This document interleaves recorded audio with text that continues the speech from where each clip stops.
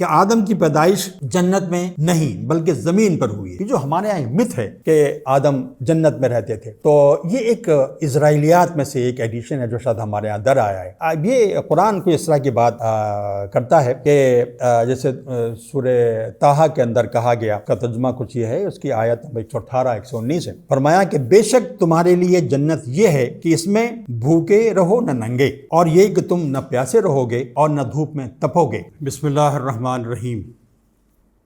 ناظرین، آج کی گفتگو کا موضوع ہے beginning and evolution of life studying the Quran, یعنی آغاز اور ارتقاء حیات مطالعہ قرآن کی روشنی میں۔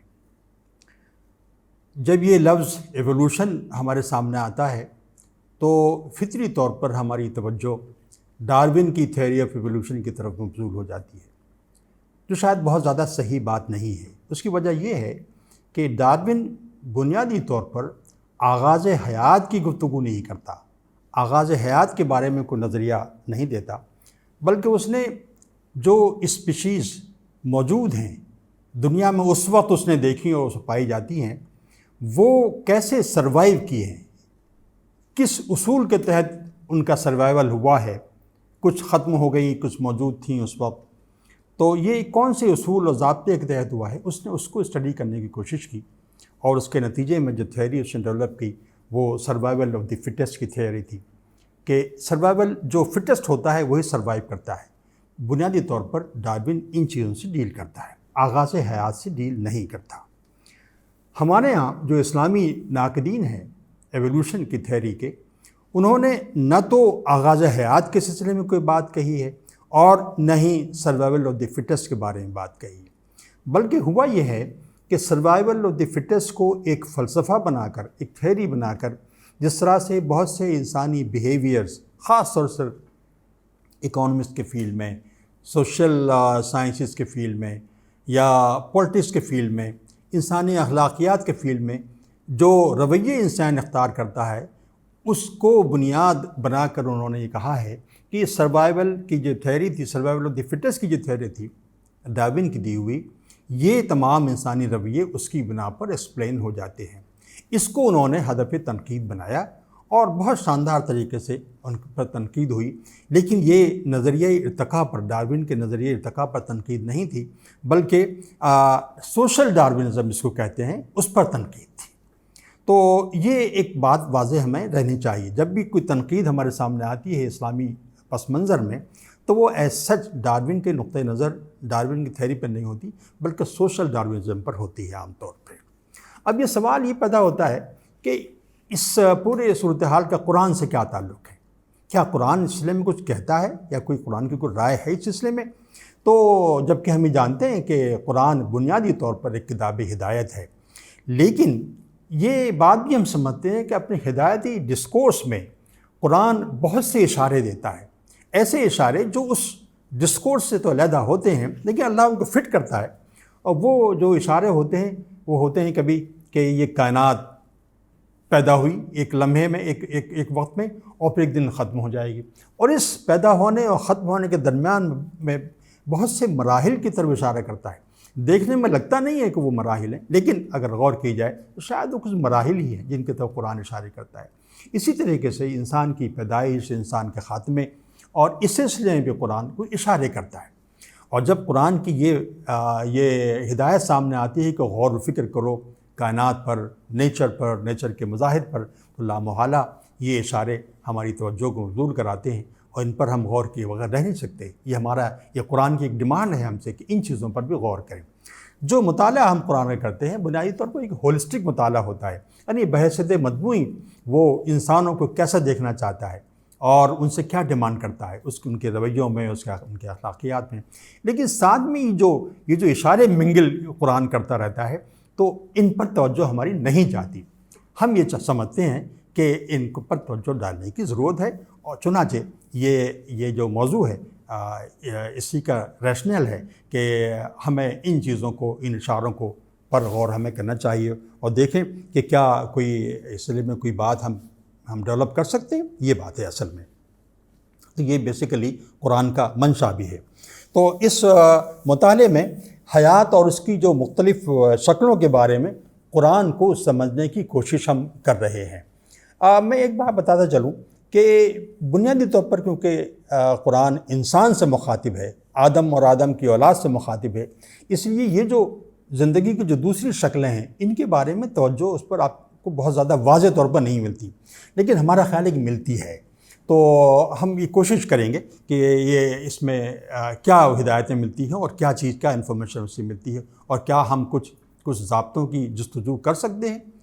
اچھا، اس پورے عمل میں یعنی قرآن کے مطالعے کے دوران بڑی بعض دقتیں آتی ہیں، یہ تو آپ کو معلوم ہے۔ اب ہم اچھی طرح سے سمجھتے ہیں کہ اس طرح کی جو موضوعاتی جو معلومات ہیں قرآن کے اندر جو کسی خاص موضوع سے متعلق ہیں وہ اس پورے ٹیکسٹ میں اسکیٹرڈ ہیں، وہ پھیلی ہوئی ہیں۔ اب ان کو ایک جگہ اکٹھا کرنا اور کسی موضوع کے تحت اکٹھا کرنا، اور نہ صرف اکٹھا کرنا بلکہ مرتب کرنا بھی، اور ایک کوہرنٹ انداز میں مرتب کرنا، یہ خاصا دقت طلب کام ہے۔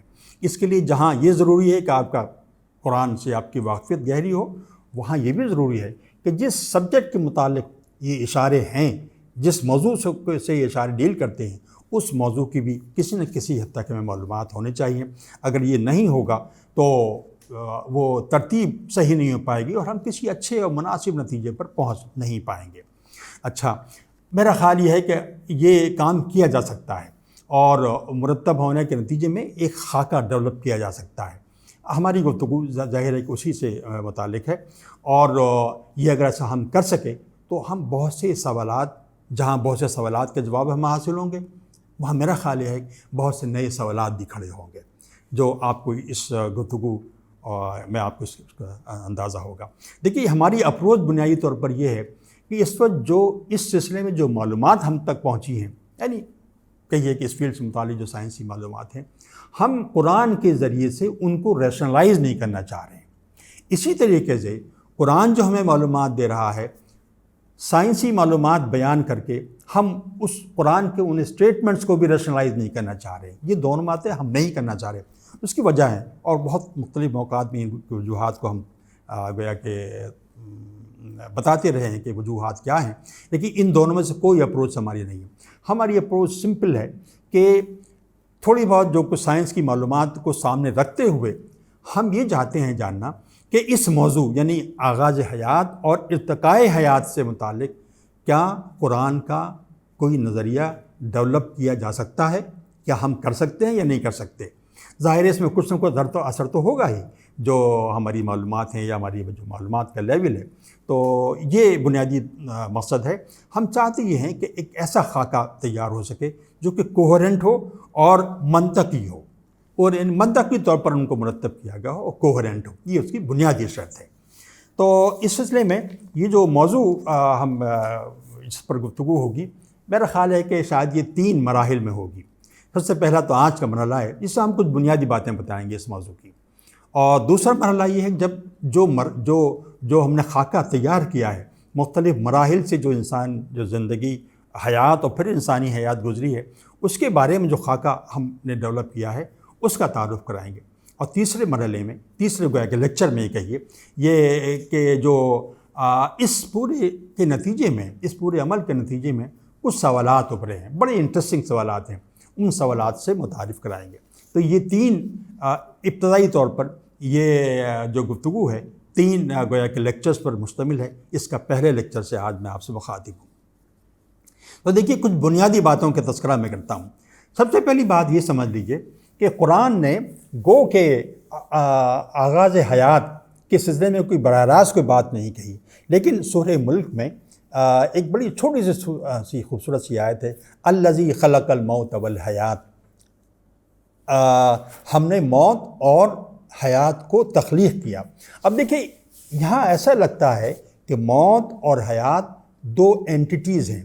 جب میں اینٹیٹی کہتا ہوں اس کا مطلب یہ ہے کہ ان کی کچھ وجودی کیفیت ہے، بلکہ میں اور آگے تھوڑا سا کہوں کہ میٹیریل قسم کی اہمیت ہے، ان کی جو شکل ہے۔ تو اللہ نے موت اور حیات کو وجودی پس منظر میں یہاں پر ریفر کیا ہے اور کہا ہے کہ ہم نے اس کی تخلیق کیا ہے۔ یہ ایک بڑا عجیب و غریب چیز ہے۔ ہم موت اور حیات کو اللہ کے حکم کی روشنی میں سمجھتے رہے ہیں، لیکن یہاں جو بیان ہے، یہاں جو فہم ڈیولپ ہو رہا ہے، ایسا لگتا ہے کہ موت اور حیات کچھ اینٹیٹیز ہیں. Entities means they are related to something material, وہ اس سے متعلق ہیں. تو اب یہ ایک انٹرسٹنگ صورتحال ہے. میں اگر تھوڑا سا اپنے آئیڈیاز کو اسٹریچ کروں تو میں یہ کہوں گا کہ جیسے مادہ اللہ نے جب پیدا کیا ہوگا تو مادہ بنیادی طور پر زندگی اس میں نہیں ہوتی. اس کو ہم انآرگینک جو اسٹیٹ ہے میٹر کی اسے کہتے ہیں، اس میں زندگی نہیں ہوتی. لیکن یہی مادہ جب ملتا ہے کسی خاص پس منظر میں تو یہ آرگینک بھی ہو جاتا ہے، وہی مادے کی شکل ہے. تو آرگینک اور انآرگینک مادے یہ ایک خاص پروسیس کے تحت ہوتے ہیں. شاید ہم یہ کہہ سکتے ہیں یہی تخلیق ہے اللہ تعالیٰ کی. اس کو اللہ نے تخلیق حیات اور تخلیق موت کی طرف اشارہ کیا ہے. واللہ عالم، مجھے نہیں معلوم، لیکن بہرحال ایک تھاٹ ہے، یہ ایک آئیڈیا ہے، اس کو میں آپ کے سامنے پیش کیا ہے. اس پر آپ مزید غور و خوض کر سکتے ہیں. اچھا اب دیکھیں آغاز حیات اور آدم، یہ بات سمجھ لیجئے. ہم بہت کنفیوز کرتے ہیں کہ حیات کی ابتدا اور آدم کی ابتدا دونوں میں بڑا بنیادی فرق ہے. آدم ایک الگ وجود ہے اور حیات ایز سچ ایک الگ وجود ہے. قرآن کا مطالعہ کریں تو آدم و حوا کی پیدائش کے بارے میں قرآن بہت واضح ہے. اللہ نے فرمایا خلقکم من نفس واحدہ، یہ سورہ زمر میں بتایا گیا کہ ہم نے آدم کو یا تم کو نفس واحدہ سے پیدا کیا. تو یہ جو ہے یہ زندگی کے آغاز کی بات نہیں ہو رہی بلکہ آدم کی حیات کی بات ہو رہی ہے. آدم کی تخلیق کی گئی. اچھا اب یہ نفس اب دیکھیے مفسرین کے یہاں ہمارے یہاں بڑے کنفیوژن ہے. نفس واحدہ کو مفسرین نے آدم کہا ہے. یہاں آدم کا کوئی حوالہ نہیں ہے. نفس واحدہ ایک الگ چیز نظر آتی ہے. اور اگر نفس واحدہ آدم ہے تو سوال یہ پیدا ہوتا ہے کہ آدم کی تخلیق پھر کیسے ہوئی؟ یہ انسانوں سے مخاطب کیا جا رہا ہے انشاءاللہ کو اللہ کر رہا ہے. اور نفس واحدہ از سم تھنگ ڈفرینٹ فرام آدم، یہ کوئی اور وجود ہے. اس پر بحث انشاءاللہ دوسرے لیکچر میں ہوگی، تفصیل سے بحث ہوگی، اور یہ بہت انٹرسٹنگ صورتحال ہے. لیکن بہرحال یہ بات تو اللہ نے قرآن میں ڈائریکٹ کہی کہ آدم کی پیدائش نفس واحدہ سے ہوئی. اور پھر ایسا بھی لگتا ہے کہ نفس واحدہ سے ہی حوا کی پیدائش ہوئی.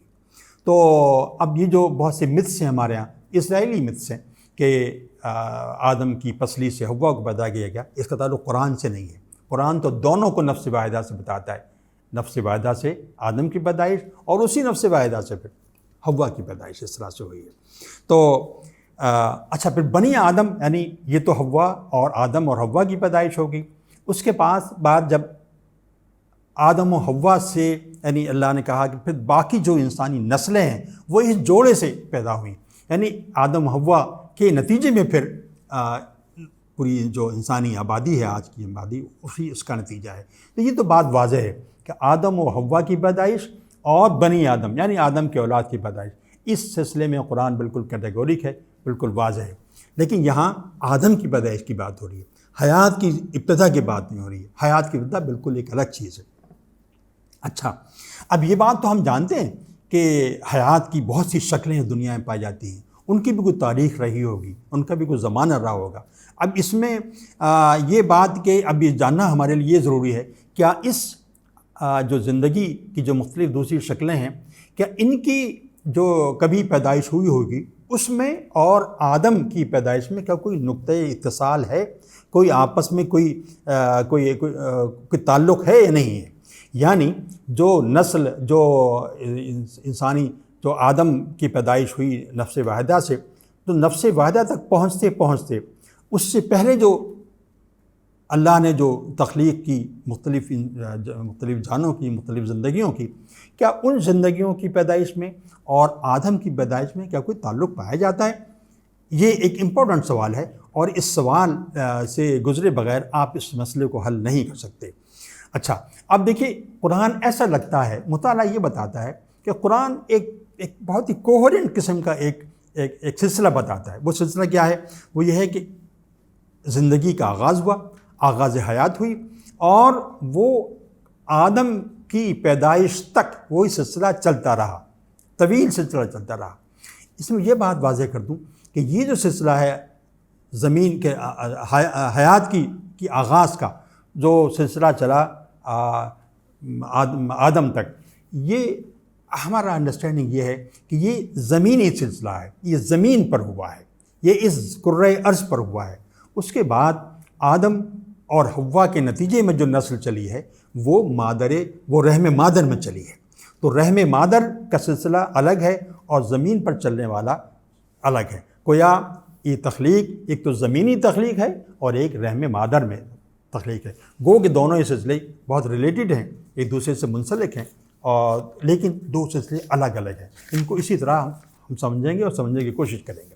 اچھا، اب دیکھیے ایک بات اور، یہ کہ زندگی کا آغاز جو ہوا ہے وہ زمین پر ہوا ہے۔ اللہ نے زندگی کی ابتدا زمین پر کی ہے۔ مثلا قرآن نے ایک بات بڑی اچھی کہی سورہ نوح کے اندر، وَاللَّهُ أَنبَتَكُم مِّنَ الْأَرْضِ نَبَاتًا، یعنی ہم نے، اس کا بہت سہل ترجمہ تو یہ ہوا اللہ نے تمہیں زمین سے پیدا کیا، لیکن اگر ٹیکنیکلی دیکھا جائے تو اس کا ترجمہ اس طرح بھی ہو سکتا ہے، اللہ نے تمہیں اگایا پودوں کی طرح۔ انبتکم سے مراد، انبتکم و نباتا دونوں یعنی کہ ظاہر ہے کہ نباتات سے متعلق ہے، تو تمہیں اگایا، تو مطلب کہنے کا یہ ہے یہاں زمین سے۔ دوسری ایک بات اور اہم ہے یہاں پر کہ من الارض، یہاں جو عام طور پر جو انسانی یا کہ زندگی کی پیدائش کے سلسلے میں قرآن بات کرتا ہے تو کہتا ہے کہ تین سے پیدا کیا، تراب سے پیدا کیا، یعنی مٹی سے پیدا کیا۔ یہاں یہ الفاظ استعمال نہیں ہو رہے ہیں، نہ تین ہے، نہ تراب ہے، نہ اور جو الفاظ ٹیکنیکل ہیں وہ ہیں، بلکہ سیدھا کہا ہے من الارض، یعنی یہ تمام کام زمین پر ہوا، زمین سے نکلے۔ جس طرح سے نباتات، ایک پودا زمین سے نکلتا ہے، اسی طرح سے کچھ انسان بھی نکلا ہے۔ دونوں کو نکلنے میں ہے تو فرق، لیکن بہرحال نکلا اسی زمین سے ہے۔ تو دوسری بات یہ، اس میں اہم نقطہ یہ بھی ہے، جیسے نباتات ایک جب زمین سے نکلتی ہیں تو پہلے وہ ایک بیج ہوتا ہے، بیج میں تھوڑا سا وہ پھوٹتا ہے، انکر نکلتا ہے، پھر وہ ایک تھوڑا سا تنا نکلتا ہے، پھر یہ تنا بڑا ہوتا ہے، اس میں پتے آتے ہیں۔ گویا مختلف مراحل سے گزرتے گزرتے ایک باقاعدہ ایک پودا یا تناور درخت بن جاتا ہے۔ تو ایک بات یہ بھی بتانا مقصود لگتی ہے اس کے اندر، یہ مثال دے کر، کہ جس طرح سے زمین سے نکلنے والا پودا مختلف مراحل سے گزرتے ہوئے پودے یا درخت تک پہنچتا ہے، اسی طرح انسان یعنی تم، جس سے خطاب کیا جا رہا ہے، ابن آدم سے خطاب کیا جا رہا ہے، تم بھی یعنی انسان بھی اسی طرح مختلف مراحل سے گزرا ہے۔ ایسا نہیں ہے کہ حکم دیا اور وہ پیدا ہو گیا، مختلف مراحل سے اسے گزارا گیا ہے، اور ان مراحل کا تذکرہ قرآن بہت تفصیل سے کرتا ہے۔ تو ایک تو یہی ہے کہ انسان سے مخاطب ہے، دوسرے کہ لفظ خلقکم کے بجائے انبتکم استعمال ہوا ہے، یعنی بتانا یہ مقصود ہے کہ یہ تخلیق جو ہے جیسے نباتات کی تخلیق ہوئی ہے، اسی طرح سے اس کی بھی تخلیق ہوئی ہے۔ اور پھر ایک طرح یہ بھی ہوئی، یہ بات بھی بتانی مقصود ہے اس کے اندر کہ حیات کی ایک دوسری شاخ، یعنی ایک تو شاخ وہ ہے جو کہ انسان کی شکل میں ہے۔ اس میں بات بڑی انٹرسٹنگ پوائنٹس آئیں تو انشاءاللہ آئندہ گفتگو سامنے رکھیں گے۔ یہ ایک دوسری شاخ کی طرف اشارہ ہے کہ حیات کی ایک شکل تو وہ ہے جس سے ہم مخاطب ہیں، یعنی انسان کی شکل میں، ایک شکل وہ ہے، ایک شاخ وہ ہے جو کہ نباتات کی شکل میں ہے۔ تو نباتات سے بھی اس کا گویا یہ دو شاخیں ہیں، الگ الگ شاخیں ہیں، آپس میں گہرا ان کا تعلق تو ہے، لیکن شاخیں بیسیکلی الگ الگ ہیں۔ ان کا وجود زمین کا مرہون ہے، زمین کے نتیجے میں دونوں پیدا ہوئی ہیں۔ ایک اور بات جو اہم بنیادی بات ہے یہ ہے کہ آدم کی پیدائش جنت میں نہیں بلکہ زمین پر ہوئی ہے۔ یہ جو ہمارے یہاں مت ہے کہ آدم جنت میں رہتے تھے، تو یہ ایک اسرائیلیات میں سے ایک ایڈیشن ہے جو شاید ہمارے یہاں در آیا ہے۔ یہ قرآن کو اس طرح کی بات کرتا ہے کہ جیسے سورہ طٰہٰ کے اندر کہا گیا، اس کا ترجمہ کچھ یہ ہے، اس کی آیت نمبر 118 119 ہے، فرمایا کہ بے شک تمہارے لیے جنت یہ ہے کہ اس میں بھوکے رہو نہ ننگے، اور یہ کہ تم نہ پیاسے رہو گے، اور یہ دھوپ میں اور نہ دھوپ میں تپو گے۔ یہ جو بات کہی گئی ہے، اصل میں یہ بات کہی کب گئی ہے؟ اس سے پہلے جو بیان ہے وہ یہ ہے کہ جو گرینڈ کاسمک اسمبلی ہوئی ہے، اس میں اللہ کی صدارت میں، اس میں انسان کی حیثیت میں آدم بھی موجود ہیں، فرشتے بھی ہیں، جنات بھی ہیں، اور سوال یہ ہے کہ فرشتوں کی جو اعتراض تھا کہ خلیفہ اللہ آپ کس کو بنا رہے ہیں، اس سوال پر غور خوض ہے۔ تو اس میں اللہ کے حکم سے آدم نے اپنی ایبیلٹی کو، اپنی صلاحیت کو ڈیمونسٹریٹ کیا ہے کہ یہ وہ بڑی گرینڈ اسمبلی ہے، اس میں کہ ڈیمونسٹریٹ کیا ہے کہ وہ اس کے اندر یہ صلاحیتیں ہیں کہ وہ خلافت ارضی کا مالک ہو، خلیفہ بنایا جائے، اسی کو بنایا جائے۔ تو جب وہ امتحان آدم نے پاس کر لیا تو اللہ تعالیٰ نے ان سے کہا اب کہ اب تم اس مقام پہ رہو جس کی تعریف یہ بیان کی گئی، یعنی یہ تمہاری جنت ہے، یہ جنت میں تم رہو، اور اس جنت میں یہ ہے تمہیں نہ بھوک لگے گی، نہ تمہارے تن کو کپڑا پہننے کی ضرورت ہوگی، نہ تم پیاسے رہو گے، اور یہ کہ سورج کی تپش سے بھی محفوظ رہو گے۔ تو یہ جو سورج کی تپش سے محفوظ رہنے کا معاملہ ہے یہ بڑا انٹرسٹنگ ہے۔ مطلب کہنے کا یہ ہے کہ اللہ یہ بتا رہا ہے کہ جس مقام پر جس جنت میں آدم رہے وہ جنت نہیں تھی جو جنت موعود ہے، جس کی تعریفوں، جس کے انعام و اکرام اور نعمتوں کی تذکرے سے قرآن پر پڑھا، قرآن نے خوب تذکرے کیے ہیں، ان نعمتوں کا تذکرہ اس نعمت کے بارے میں نہیں ہے۔ اور دوسری بات یہ کہ یہ جو جنت ہے یہ کچھ زمین کے قریب ہے، یا یہ زمین کے قریب ہے یا زمین کا کوئی حصہ ہے، اس طرح وجہ اس کی یہ ہے کہ یہاں سورج کی تپش کا تذکرہ ہو رہا ہے، تو سورج گویا کہ سورج سے یہ علاقہ متعارف ہے، اور یہ بھی احساس دلایا جا رہا ہے کہ سورج کی جو تپش ہے وہ تم تک نہیں پہنچتی۔ تو لگتا یہ ہے کہ ایک بہت عظیم الشان قسم کا باغ ہے، اور یہ شاید زمین جیسے کسی زمین کے بہت قریب، یا ایسا جہاں پہ سورج وہاں بھی پہنچتا ہے، تو وہاں پر یہ پوری اسمبلی ہوئی ہے، وہیں پر یہ سب کام ہوا ہے، وہیں پر آدم کو رہنے کے لیے کہا گیا۔ تو یہ بات معلوم ہوا کہ یہ واقعہ جو ہے جنت کا نہیں ہے۔ جنت مینس ایک باغ کہیں، ایک بڑا باغ ہے، بہت خوبصورت عظیم الشان باغ۔ اس باغ میں اللہ نے آدم کو رہنے کے لیے کہا اور وہ وہاں رہے، اور وہ پورا معاملہ ہوا کہ وہاں وہ رہنے لگے، اور اس کے بعد جو ہوا وہ قرآنی آیت میں موجود ہے۔ تو مطلب کہنے کا یہ ہے کہ یہ جو مقام ہے یہ کوئی جنت وہ نہیں ہے، بلکہ یہ ایک بہت بڑا باغ ہے جس کی طرف اللہ نے اشارہ کیا ہے۔ اور یہ جنت کئی معنوں میں استعمال ہوا ہے قرآن کے اندر، اس میں ایک بڑے باغ کی حیثیت سے ہے، اور یہاں پر یہ مثل جو اسرائیلیات کے پیدا کرتا ہے کہ وہ جنت تھی، وہ جنت نہیں تھی۔ جنت یہ مینس ایک بہت بڑا باغ تھا، اس میں اللہ نے آدم کو رکھا تھا۔ اب ایک اور بات جو ہے یہاں عرض کر دوں، یہ کہ انسانی تخلیق یکایک نہیں بلکہ مرحلوں میں ہوئی ہے۔ یہ بڑی امپورٹنٹ چیز ہے۔ ہمارے ہاں ایک تصور یہ ہے، اور ہم اسے سنتے آئے ہیں، پڑھتے بھی آئے ہیں، بہت سی تفسیروں میں بھی یہ در آیا ہے کہ اللہ نے ایک مٹی سے ایک پتلا بنایا اور پھر اس میں اپنی روح پھونک دی۔ یہ صحیح نہیں ہے۔ یہ بنیادی طور پر اسرائیلیات کا تصور ہے جو ہمارے اندر آیا ہے۔ پتلا بنانے کا قرآن کے اندر کوئی تذکرہ نہیں ہے، پتلا نہیں بنایا گیا۔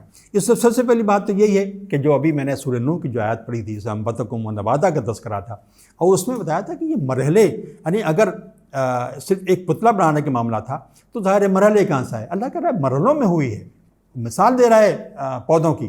تو یہ مرحلوں کا مطلب ہے کہ انسان کی جو پیدائش ہے مرحلے وار ہوئی ہے۔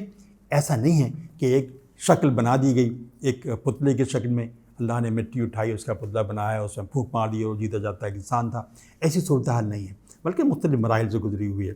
اب جیسے یہ سورہ نوح میں اس کا تذکرہ تھا، پھر نوح کی آخر کی آیت میں فرمایا گیا وَقَدْ خَلَقَكُمْ أَطْوَارًا، تمہیں پیدا کیا مختلف مرحلوں میں، یعنی یہاں بھی اطوار کی بات ہو رہی ہے، یعنی مرحلوں کا تذکرہ یہاں نہیں آگے کیا گیا ہے، آگے ہے، اس کا ہم تذکرہ بعد میں کریں گے۔ لیکن بتانا یہ مقصود ہے کہ وہ جو مت ہے، وہ جو اسرائیلی مت ہے کہ ایک پتلا بنایا گیا تھا، وہ صحیح نہیں ہے۔ مختلف مراحل سے انسانی زندگی گزری ہے، اور یہ مرحلوں پر جو بار میں اسٹریس کر رہا ہوں وہ اصل میں اسی گرینڈ اسکیم کا ایک حصے کے طور پر بہت امپورٹنٹ حصہ ہے، جس کو میں انشاءاللہ آئندہ آپ سے ذکر کروں گا۔ تو اتوار کے معنی مرحلوں کے ہوتے ہیں، یہ مختلف مرحلے ہیں۔ اور دوسری بات ہے یہ لفظ جو خلقکم ہے، اس کے بھی یہ بات سمجھ لینی چاہیے کہ یہ خلقکم جی کی جب بات کرتے تو سمپل تخلیق نہیں ہے، بلکہ یہ تخلیق ایسی ہے with respect to certain thing, اس میں اراؤنڈ بہت سی چیزیں ہیں۔ انسان کو ایسا بنایا گیا ہے کہ اس کے اراؤنڈ جو چیزیں ہیں ان سے اس کے اندر توازن ہو، اس سے مطابقت رکھے، کوئی ایک پوری اسکیم کا حصہ ہے۔ ایسا نہیں کہ ایک انسٹنٹینیس ایک عمل ہے، بلکہ ایک پوری اسکیم ہے اللہ کے سامنے، اس میں انسان کی اہمیت بہت زیادہ ہے، اور اسی اعتبار سے اس کی تخلیق کی گئی ہے۔ پھر سورہ سجدہ کی جو آیت ہے وہ بدا خلق الانسان من طین، بدا کے معنی خود یہ بتا رہے ہیں، ہم نے ابتدا کی، یعنی اس کا آغاز کیا۔ تو کوئی جب آغاز ہوتا ہے اس کا مطلب ہے آغاز کے بعد کچھ اور مرحلے بھی ہیں، تو جب مراحل بہت واضح چیز ہے، بہت واضح بات ہے، مختلف مراحل کا تذکرہ قرآن کرتا ہے، بتاتا ہے کہ مراحل کیا کیا ہو سکتے ہیں۔ اچھا، پھر ایک اور بات یہ کہی کہ تخلیق سے پہلے شکل، اگر یہ تصور کر لیا جائے کہ انسان کی تخلیق ایک پتلے کے ذریعے ہوئی ہے، پہلے پتلا بنایا گیا ہے، اس کا مطلب یہ ہے کہ پہلے شکل بنا دی گئی ہے اور پھر تخلیق کی گئی، یعنی پھر اس میں پھونک ڈالی گئی، پھونک ماری گئی۔ تو یہ بنیادی طور پر قرآن کے جو اسٹیٹمنٹ ہے اس سے مختلف ہے۔ قرآن میں کہا گیا وَلَقَدْ خَلَقَكُمْ ثُمَّ صَوَّرْنَاكُمْ، پہلے تمہاری تخلیق ہوئی اور پھر تمہیں شکل دی گئی، یعنی تخلیق پہلے ہے اور شکل بعد میں ہے۔ یہ بڑی امپورٹنٹ چیز ہے، یہ سورہ اعراف کی ایک آیت ہے۔ تو وہ ایک پورا پروسیس ہے، جس پروسیس سے گزرتے ہوئے انسان کی تخلیق ہوئی ہے۔ پہلے تخلیق کر دی گئی ہے اور اس کے بعد اس کو شکل دی گئی ہے۔ آج جو ہم انسان کی شکل میں بیٹھے ہوئے ہیں، یہ اس کا آخری مرحلہ تھا۔ اب ایک آخری بات میں کہنا چاہتا ہوں، لیکن اس میں غالباً سب سے امپورٹنٹ بات یہی ہے، کہا گیا کہ انسان کی تخلیق ایک انتہائی طویل پروسیس سے گزری ہے۔ اب یہ طویل پروسیس کیا ہے، اس کے طرف اشارہ قرآن کے اندر انسان سے، میں اس کو کہتا ہوں کہ انسان سے آدم تک پہنچنا اور پھر آدم سے بنی آدم تک پہنچنا، یہ مختلف مراحل سے جس کا میں تذکرہ کیا، یہ ایک بہت طویل سلسلہ ہے۔ اس کی طرف اشارہ قرآن نے کرتا ہے، جیسے سورہ دہر میں فرمایا اللہ تعالیٰ نے هل أتى على الإنسان حين من الدهر لم يكن شيئا مذكورا، یعنی کیا انسان پر لامتناہی زمانے کا ایک وقت ایسا گزرا ہے جب وہ کوئی قابل ذکر چیز نہ تھا۔ تو جس طویل اور لامتناہی زمانے کا تذکرہ ہو رہا ہے، یہ طویل اور لامتناہی زمانہ یقیناً رحم مادر کا زمانہ نہیں ہو سکتا، اس لیے کہ اس کا زمانہ تو صرف زیادہ 9 مہینہ ہے۔ اس 9 مہینے کے زمانے کو ہم دہر نہیں کہہ سکتے، ہین بھی نہیں کہہ سکتے، اس لیے کہ ہین من الدہر ہے۔ دہر یعنی دہر مینس ایک بہت طویل زمانہ، قرن پر مشتمل۔ تو یہ وہ زمانہ ہے، اس کے ایک حصے میں جب انسان کی پیدائش ہوئی تو ایک حصہ اس پر ایسا گزرا جس میں وہ ناقابل ذکر شے تھا۔ اچھا، ناقابل ذکر شے کو تو ہمارے مفسرین نے بیان کیا کہ ناقابل ذکر ہی ہوتا ہے جب انسان اپنی ماں کے پیٹ میں ہوتا ہے، بالکل ابتدائی اسٹیج میں، بالکل اس کا کوئی ایک حقیر سے شے ہوتا ہے، اس کو تو ریشنلائز کر لیا، لیکن ہین من الدہر جو ہے اس کو ریشنلائز نہیں کر سکتے۔ اس کا بیان اکثر و بیشتر بڑے مفسرین نے اس کو اومٹ کیا ہے، اس کا تذکرہ انہوں نے نہیں کیا۔ اچھا، تو اب یہ بات جو ہے، میں آپ کو ایک جو ہماری جدید معلومات ہے اس کی روشنی میں بتانا چاہتا ہوں کہ زمین کی جو عمر ہے تقریباً 4 بلین سال ہے، 4 بلین ایئر، 4 کھرب سال ہے۔